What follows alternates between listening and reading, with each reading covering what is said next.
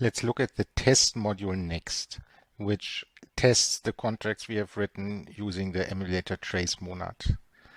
And in order to test it, I of course need some assets that I can use to swap. So I just make up an arbitrary currency symbol. So this FF obviously is not the hash of some policy script, but same as in the playground in the emulator trace monad, we can do that. And as token name, I just pick USDT.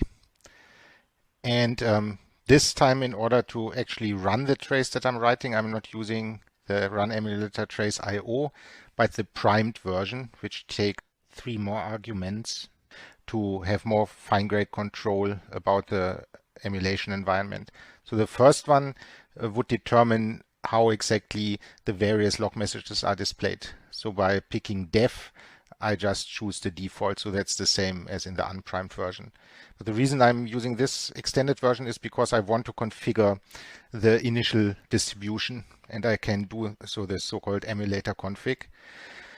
And what I specify is that everybody has 100 million Loveless, so 100 ADA in the beginning, and everybody has 100 of these USDT tokens.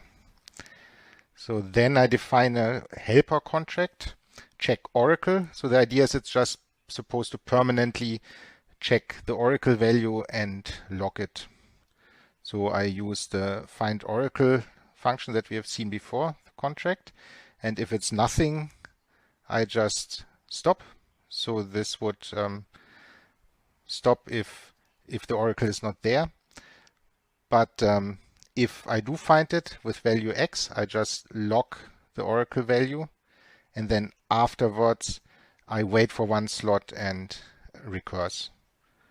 So if the Oracle is not there, this won't do anything. I just wait for one slot. If it's there, I log the value and do that permanently. And now I can define my trace. And it's all things we have already seen. So I just define some parameters for the Oracle. So I just pick fees of 1 ADA, 1 million Loveless. And as asset class, I use these tokens I defined up here that I now have in the initial distribution. Then I start the Oracle with these parameters for wallet 1. I wait for one slot. And now I use this get Oracle helper function that's defined down here. The idea is because in order to run the swap contract, they are parameterized over the Oracle value. And so I must somehow discover that. And remember, this run Oracle writes down, as soon as the Oracle is created, it tells the Oracle. So I must somehow get that state. And that's the purpose of this get Oracle function.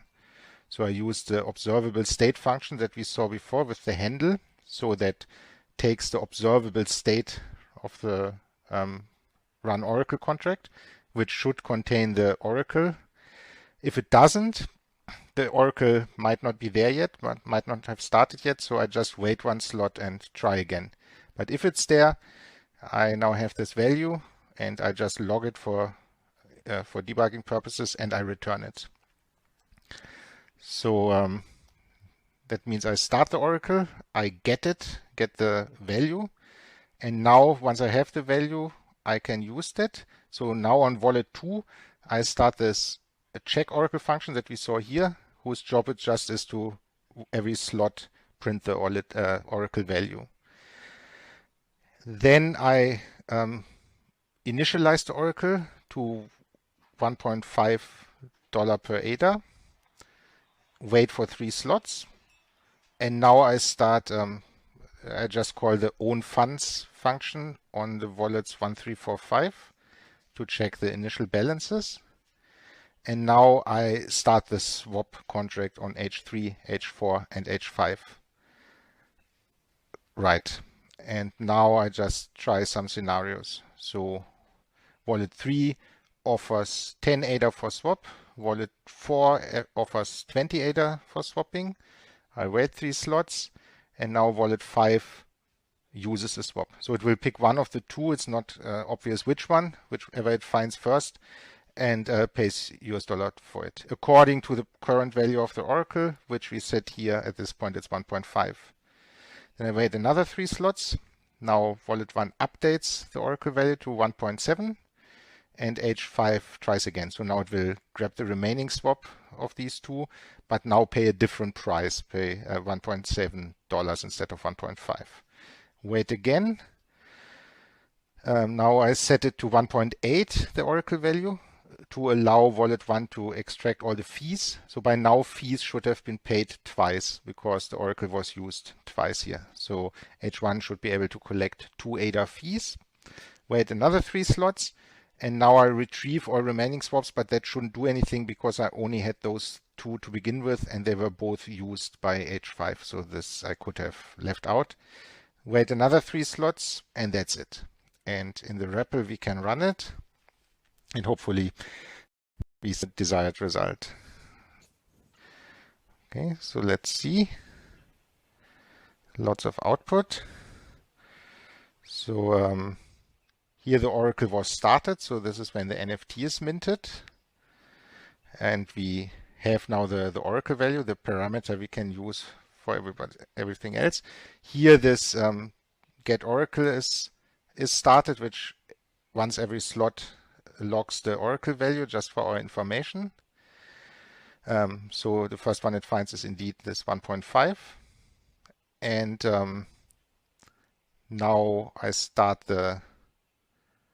I get the funds. So I see the initial funds of all the wallets. So 3, 4, and 5 still have the initial ones. 1 has a bit less because it started the Oracle and needed to pay transaction fees for that. So Oracle value is still 1.5. Now the offers are made, the 2 swap offers of 10 ADA and 20 ADA. Wait a bit. So the funds are still the same. Oracle value hasn't changed. And now the first use happens. So the wallet 5 tries to use. And it has enough money to do the swap. And at some point it will happen. So not exactly clear. Yeah, here it already has happened.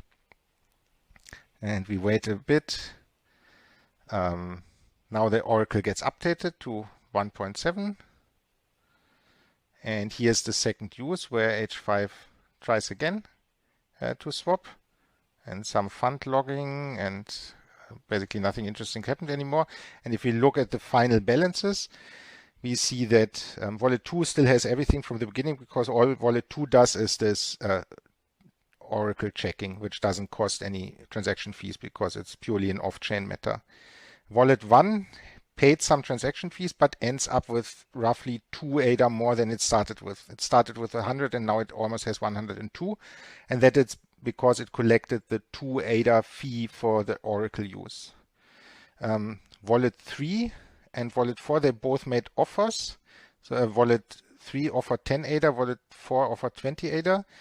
And we see, so the first swap that happened was Wallet 2, where the exchange rate was 150. And because it offered 20, it got $30 in return. So it ends up with $130.